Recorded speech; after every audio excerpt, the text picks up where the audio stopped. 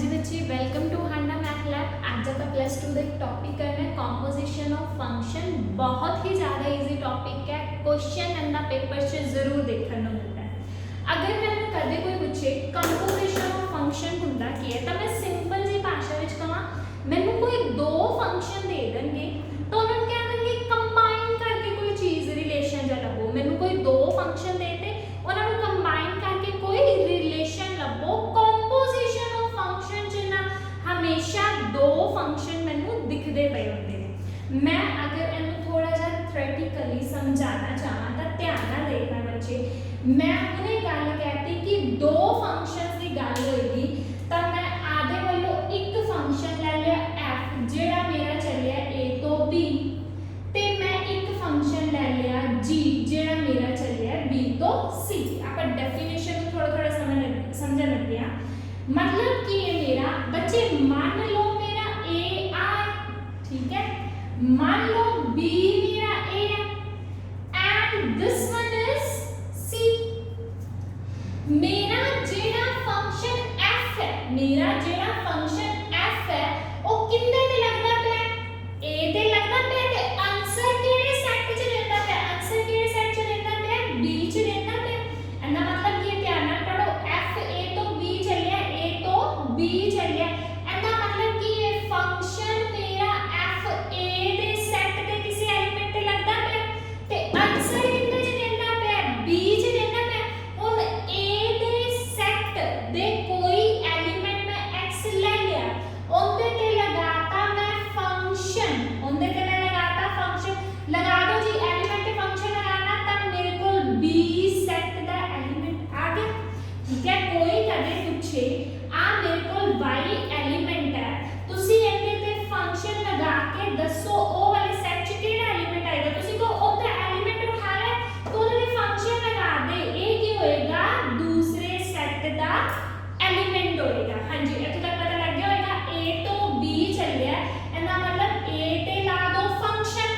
तब मेरा आंसर कितने च आ जाएगा b च आ जाएगा। ऑलराइट बच्चे, एनु पढ़ना कहते g b तो c चलिया, g b तो c चलिया, मतलब g जेड़ा b दे एलिमेंट ते लगा दो फंक्शन। b दे एलिमेंट, b दा एलिमेंट की दिखदा पे लागू f of x, b they element ते लगा दो फंक्शन। फंक्शन केड़ा फिलहाल g, तब मेरा आंसर केड़े सेट च आंदा पे c च आंदा पे। एंदा मतलब हुंदा कि ये a दे एलिमेंट ते लाया फंक्शन, आंसर कितने च आंदा पे b सेट च आंदा पे। b दे एलिमेंट ते लगाया फंक्शन ता आंसर केड़े सेट च आंदा पे c च आंदा पे। इत्थे तक पता लग गया बच्चे। हां जी, आगे देखना जी। तो मैं की कीता a दा कोई एलिमेंट लिया केड़ा x, ओंदे ते लाता फंक्शन, आंसर केड़े सेट च आंदा पे सी b च। कहते g कित्थों चलिया b तो c। मैं कहा ठीक है, b दे एलिमेंट केड़ा मेरा फिलहाल f ऑफ x ते ला दे फंक्शन। फंक्शन केड़ा सी मेरा g, दा आंसर कितने च आवेगा c सेट च आवेगा। ते बच्चे आ जेडी हुंदी है ना, आ जेडी हुंदी है ना, यही मेरी पता की हुंदी है कंपोजिशन ऑफ फंक्शन। यही मेरी की हुंदी है कंपोजिशन ऑफ टू फंक्शन। केड़े केड़े सही बोल रहे हो, केड़े केड़े f एंड g। ये मेरी की हुंदी है कंपोजिशन ऑफ टू फंक्शन। केड़े दो फंक्शंस दी f एंड g। ते कोई दस सकदा है मेरा g ऑफ f कित्थों चलिया होएगा। सही, बिल्कुल सही। मेरे एलिमेंट केड़ा मेरा x ते लगदा पे फंक्शन ते आंसर कितने च आंदा पे c सेट विच। एंदा मतलब मेरा जेड़ा g ऑफ f है वो कित्थों चलिया है a तो c। ये पूरी डेफिनेशन होंदी कहंदी है की कहंदी है डेफिनेशन होंदी कहंदी अगर दो फंक्शन ने, अगर दो फंक्शन ने f ते g, f a तो b चलिया, g b तो c चलिया, g की तो चलिया b तो c, तब कंपोजिशन ऑफ फंक्शन कित्थों चलेगी a तो c, जिन्हों ਅਸੀਂ ऐदा लिखते हैं। हाँ जी, इत्थे तक पता लग गया होगा। एंदे विच अगर कोई डाउट हो तो पूछ सकते हो। मैं थोड़ा जा होर रिपीट करदा। f a तो b, a दे एलिमेंट ते लाओ फंक्शन, आंसर पाओ b च।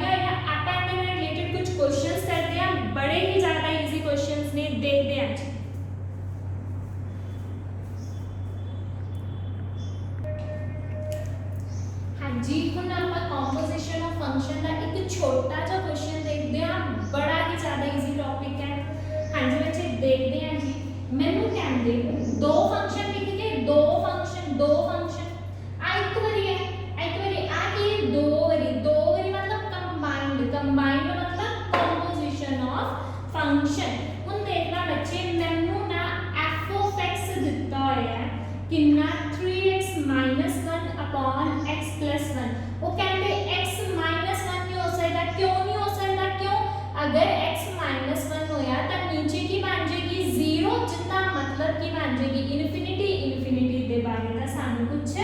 पता ही नहीं मैनू f of x पता लग गया मैनू कहते फाइंड करो f of x मैनू कहते फाइंड करो f of x अगर मैं एक छोटी सी गल करा मान लो मैं तानू f of x दे दवा x square minus 5x अगर मैं f of x देना x square minus 5x ਤਾਂ ਤੁਸੀਂ ਮੈਨੂੰ ਦੱਸ ਸਕਦੇ ਹੋ f of y ਕਿੰਨੇ ਇਕੁਅਲ ਹੋਏਗਾ ਤੁਸੀਂ ਕਹੋਗੇ ਤੁਸੀਂ ਪਤਾ ਕੀ ਕਰੋ x ਦੀ ਜਗ੍ਹਾ ਤੇ y ਲਿਖ ਦੋ मैं लिखता जी x की जगह पे मैं क्या लिखता y square minus 5x अगर मैं कल दिहाड़े कहता कि मैनू दसो f of z की वैल्यू की होएगी तो तुसी कहोगे तुसी x की जगह पे की लिख दो z ਇੱਥੇ x लिखना तो ਇੱਥੇ की है z तो तुसी की करो x की जगह पे की लिख दो z लिख दो अगर मैं कहता f of जसप्रीत कितने इक्वल होएगा f of जसप्रीत कितने इक्वल होएगा x की जगह पे की लिख दो जसप्रीत लिख दो ऐसा तक पता लग गया बच्चे हां जी मैम को कहते थे f of x कितने इक्वल होएगा तुसी की करो x की जगह पे की लिख दो f of x की जगह पे की लिख दो f of x अगर f of x कितने इक्वल है f of y की होएगा x की जगह पे की लिख दोगे y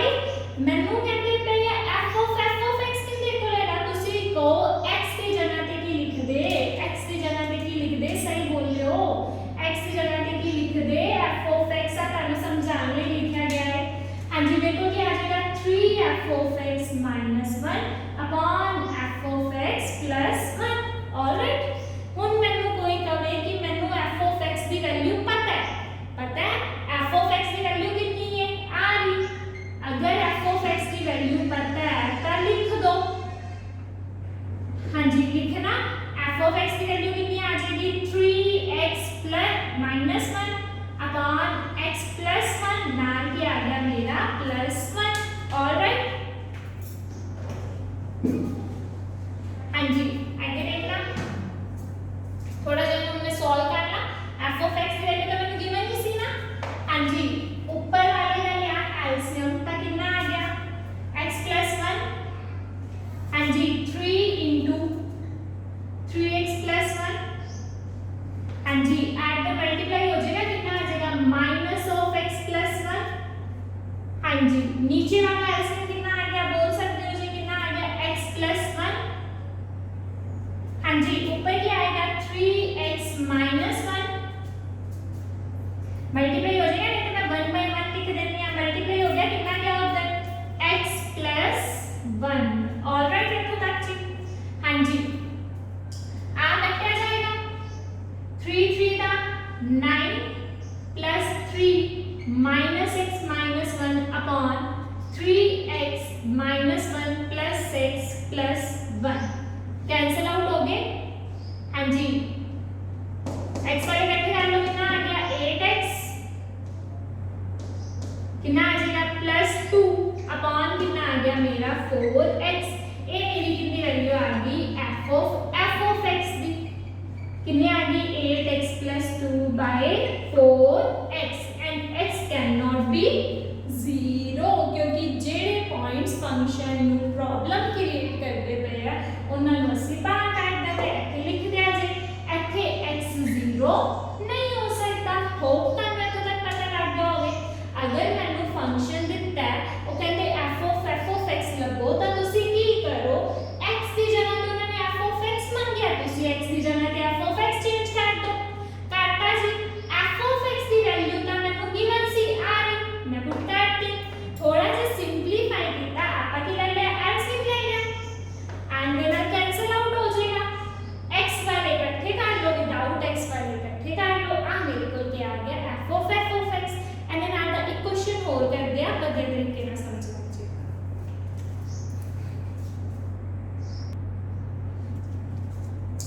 हां जी बच्चे फिलहाल आपा एक क्वेश्चन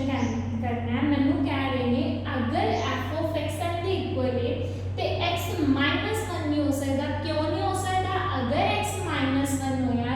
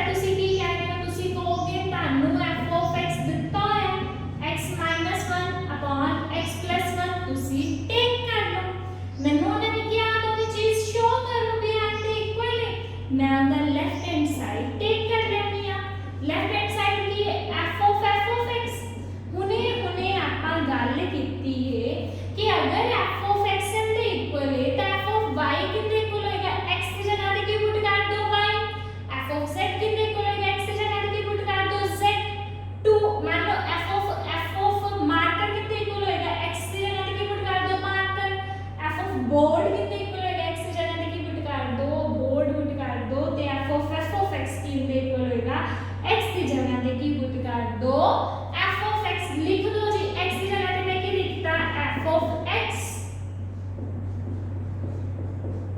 मैंने f of x की वैल्यू पता है कितनी दी हुई है, x minus 1 upon x plus 1 minus 1 upon x minus 1 x plus 1 नाल क्या आ गया plus 1। बच्चे ऊपर नीचे एलसीएम ले लिया अपन, ऊपर एलसीएम यहाँ तक कितना आ गया, हाँ जी बोल सकते हो जी कितना आ गया x plus 1, हाँ जी x plus 1 ऐसे क्या आएगा मेरा x minus 1, हाँ जी इधर इधर मल्टीप्लाई हो जाएगा ना, इधर मल्टीप्लाई करना कितना आ जाएगा माइनस ऑफ x प्लस 1, हाँ जी नीचे वाले का एलसीएम कितना आ जाएगा x प्लस 1, एंड वन का मल्टीप्लाई करना कितना आ जाएगा x minus 1 plus and one का मल्टीप्लाई करना कितना आ जाएगा x प्लस 1, आ दोनों कैंसिल आउट हो गए, ये तो सारे को पता है ना, हाँ जी ये कितना बन जाएगा x minus 1 minus x minus 1 x minus 1 plus x plus 1, cancel out हो गए, positive x negative x cancel out हो गए, ऊपर की बनेगा माइनस 2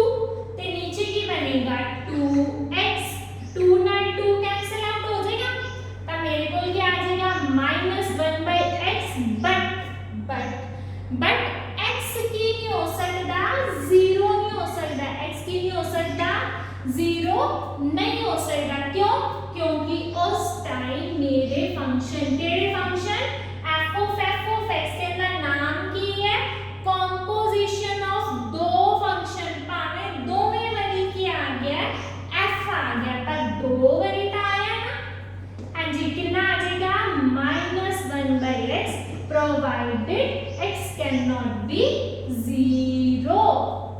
हाँ जी एक तो पता लग गया होगा, अगर मैंने फंक्शन दिता है, अगर मैंने फंक्शन दिता है नीचे वाला 0 नहीं हो सकता, कहते हो f of x लगो तो x की जगह देखी पुट कर दो f of x पुट कर दो, f of x की वैल्यू तो मैंने गिवन सी ना मैं लिख दी, एलसीएम ले लिया थोड़ा सा सिंपलीफाई किया तो मेरे को वैल्यू आ गई, हाँ जी मैंने आ ही शो करने क्या सी, 3-4 क्वेश्चन होर कर दिया ताकि दिमाग दे विच बैठ जाए।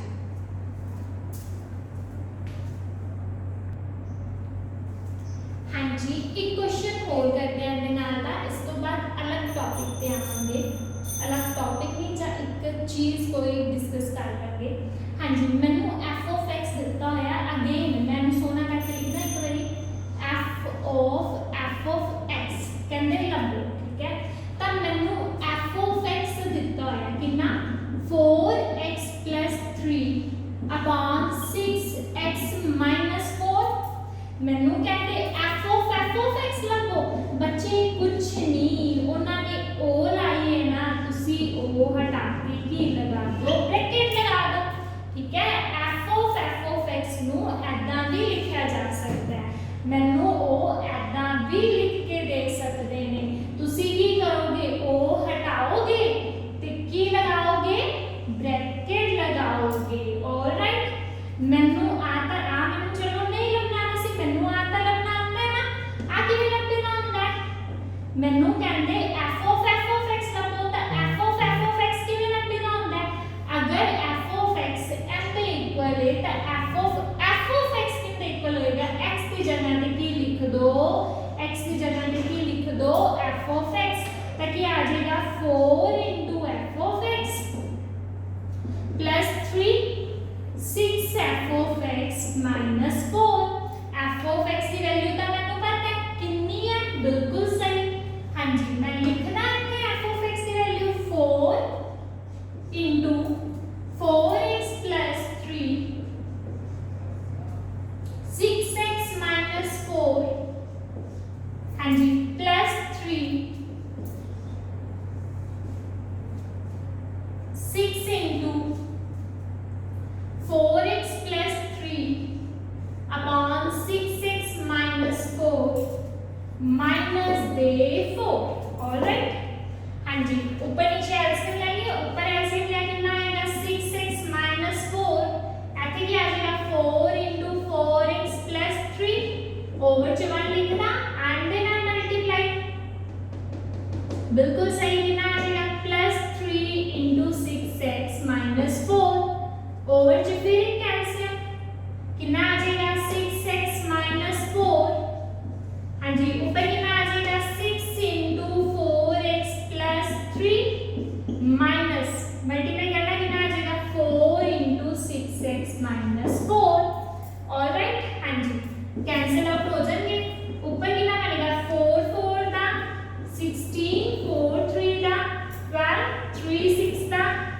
18 minus 12 upon 24x plus 18 minus 24x plus दे 16। हाँ जी आ कैंसिल आउट हो गए एंड देन आ कैंसिल आउट हो गया। आ कितना बनेगा 8 and 6 मेरे ख्याल से 34x एंड नीचे क्या बनेगा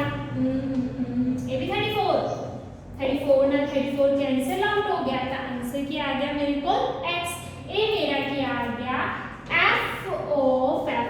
x एंड ऐदा भी लिख सकते हो o हटाओ ब्रैकेट लगाओ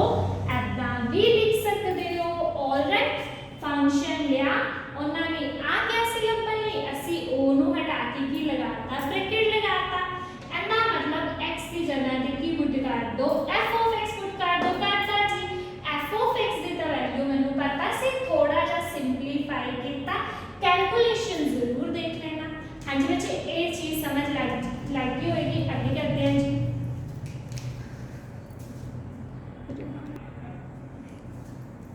हाँ जी आप एक चीज डिस्कस करने लगे हैं उसका नाम की है आइडेंटिटी फंक्शन। तो अगर कोई पूछे कि आइडेंटिटी फंक्शन की होता है तो उन्होंने कहो कि मैनू एक एलिमेंट दे मैं उनदे ते लगानी आ फंक्शन। अगर आंसर विच ओही एलिमेंट आ रहा है तो मैं की कह दूंगी ओ की है आइडेंटिटी फंक्शन है। फॉर आइडेंटिटी फंक्शन कितना है f दा। फॉर एग्जांपल अगर मैं फॉर एग्जांपल एक होर तरीका भी नहीं एक होर समझ लो। हाँ जी अगर मैं एक एलिमेंट y ते लगानी पई आ की फंक्शन केड़ा फंक्शन f तो आंसर विच ओही एलिमेंट आ गया तो मैं की कह दूंगी आइडेंटिटी फंक्शन। आइडेंटिटी फंक्शन केड़ा f। हुन एक गल पूछा f ऑफ मार्कर ते लगाया फंक्शन आंसर च मार्कर ही आ गया तो मेरा एक ही आइडेंटिटी फंक्शन है। फॉर एग्जांपल और एक चीज पूछा अगर ध्यान देखना मैं ना लिया बोतल ते लगाया फंक्शन g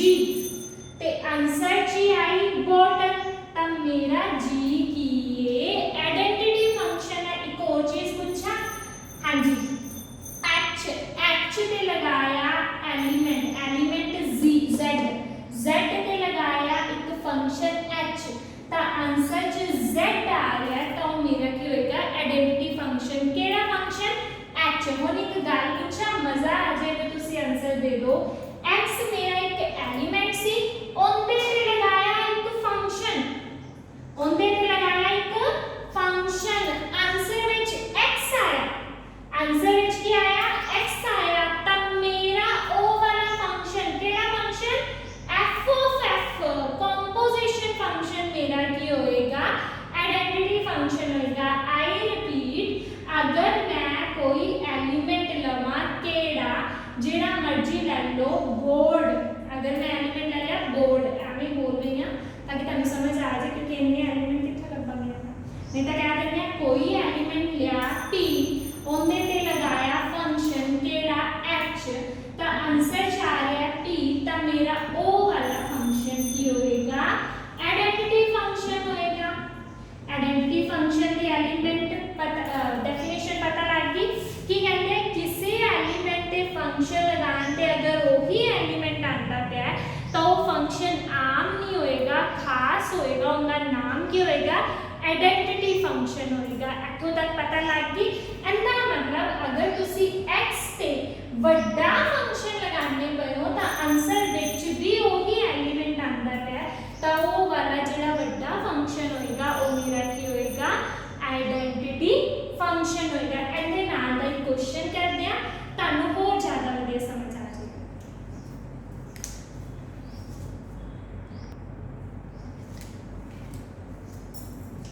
हाँ जी बच्चे मैनू कह रहा है अगर मेरा फंक्शन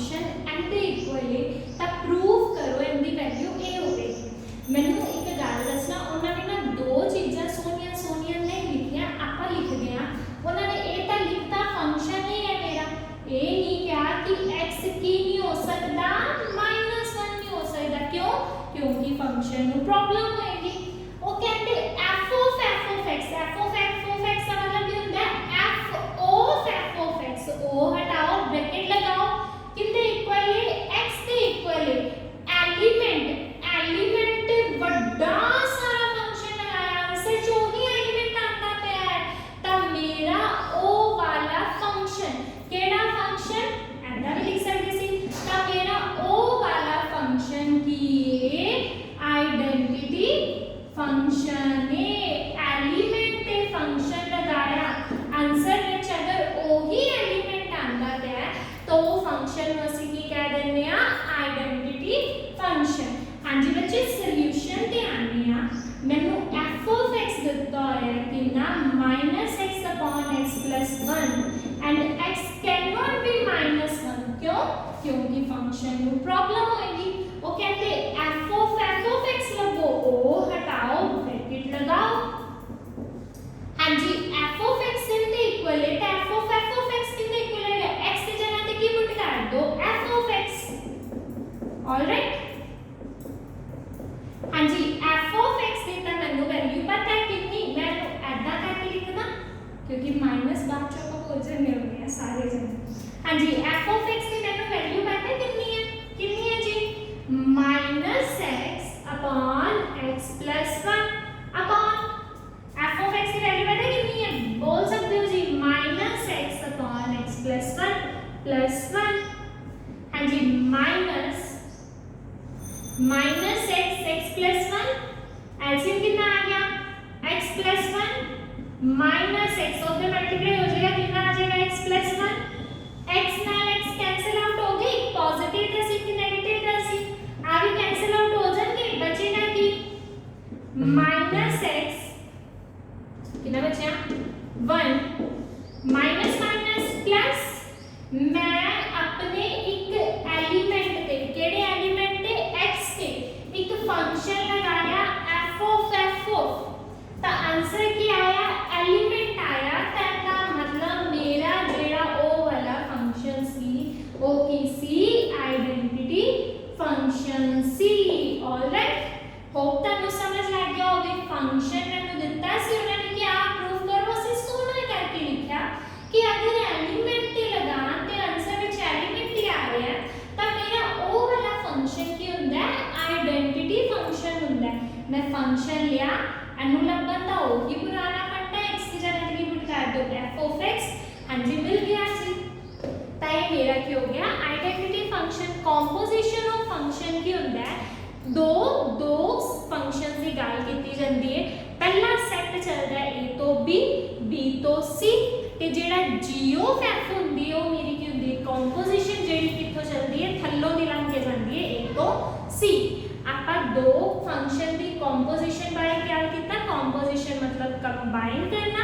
अगर कोई पूछे आइडेंटिटी फंक्शन की हुंदा है तो आइडेंटिटी फंक्शन मतलब एलिमेंट ते फंक्शन लगाओ आंसर विच ओही एलिमेंट आ जाए तो ਅਸੀਂ ਉਹਨੂੰ ਕੀ ਕਹਿ ਦਾਂਗੇ ਆਈਡੈਂਟੀਟੀ ਫੰਕਸ਼ਨ ਕਹਿ ਦਾਂਗੇ। ਹੋਪ ਤੁਹਾਨੂੰ ਟੌਪਿਕ ਸਮਝ ਲੱਗ ਗਿਆ ਹੋਵੇ। ਕੋਈ ਕੁਐਰੀਜ਼ ਹੋਣ ਤਾਂ ਦੱਸ ਸਕਦੇ ਹੋ